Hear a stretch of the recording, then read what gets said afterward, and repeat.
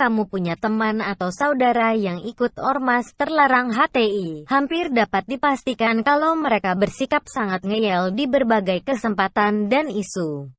Contoh, grup alumni atau keluarga yang fungsinya untuk silaturahim akan diisi oleh konten-konten atau doktrin HTI. Orang-orang HTI ini tak akan peduli ditegur atau diingatkan. Mereka mungkin akan diam saat ada yang mengingatkan.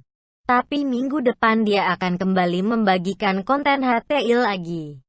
Setelah diingatkan, kembali dia akan diam tak merespon. Tapi minggu depannya lagi, begitu lagi. Begitu seterusnya.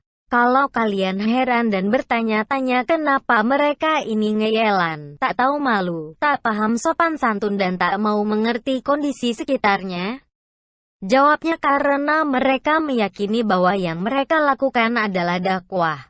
Dan mereka juga sangat-sangat meyakini bahwa dakwah yang mereka lakukan adalah pasti benar. Tidak ada kebenaran yang lain di dunia ini selain kebenaran yang diyakini oleh HTI.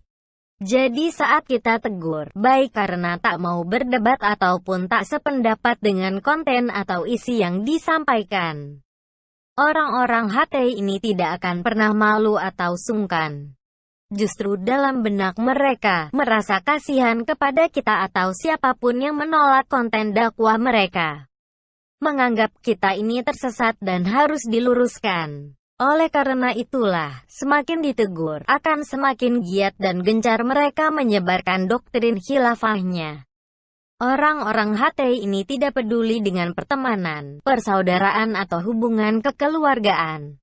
Karena mereka meyakini bahwa di surga kelak hanya ada mereka dan sesama pejuang khilafah lainnya akan masuk neraka. Maka jangan heran kalau cara mereka sering terlihat tidak sopan, bahkan terhadap guru dan orang tuanya.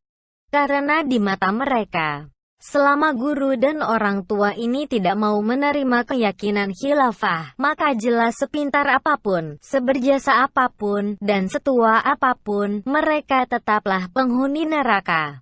Pertanyaannya, lalu bagaimana cara mengingatkan pengikut HTI khilafah ini? Sebenarnya pemerintah sudah melakukan langkah konkret dengan membubarkan HTI.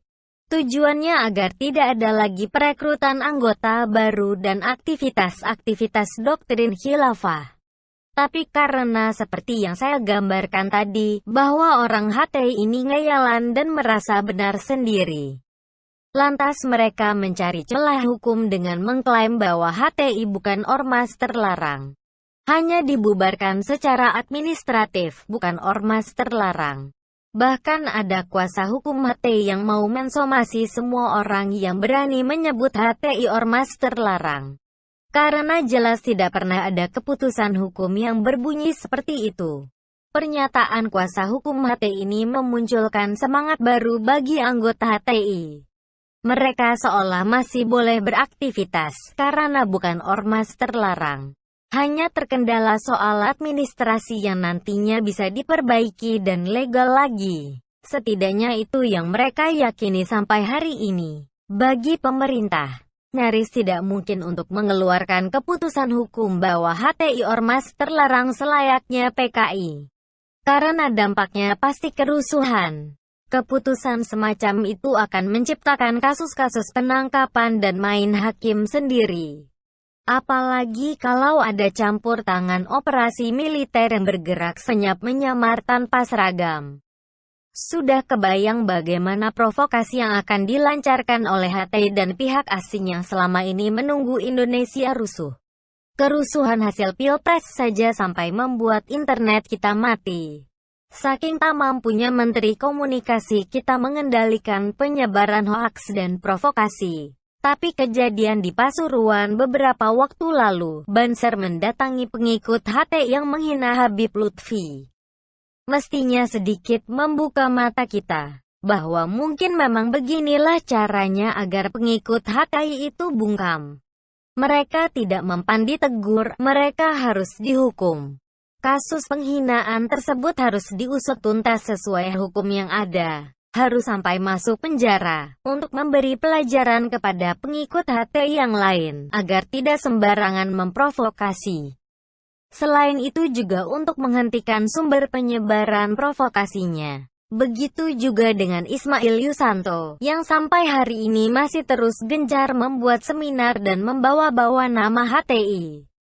Padahal HTI sendiri sudah dibubarkan. Ismail Yusanto sudah dilaporkan ke kepolisian dan besar harapan kita agar segera diproses dan dipenjara. Setidaknya dalam beberapa tahun ke depan. Telinga dan mata kita tak tercemar oleh provokasi dan penyebaran doktrin dari Ismail Yusanto ini. Penangkapan terhadap pentolan-pentolan HTI tidak bisa serampangan seperti menangkap pengikut PKI. Kita harus menemukan kasus hukum yang melatar belakanginya, sehingga penangkapan bisa berlangsung tanpa penolakan atau protes dari siapapun. Saya pikir ke depan kita harus proaktif terhadap pengikut HTI.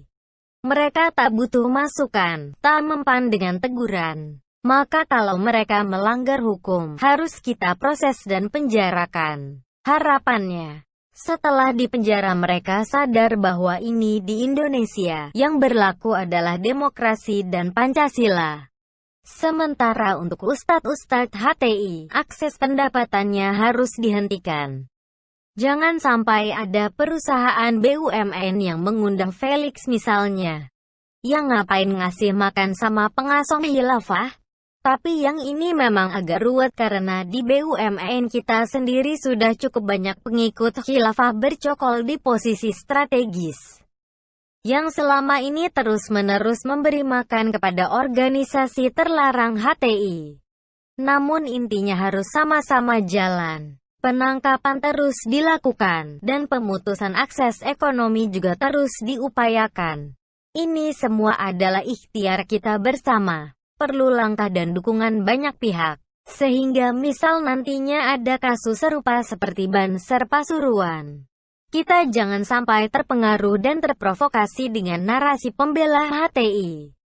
Yang menganggap Banser tidak sopan terhadap orang tua dan seterusnya. Karena setua apapun orangnya, kalau sudah menghina ulama dan pengikut HTI pula, tak ada alasan bagi kita untuk beramah tamah.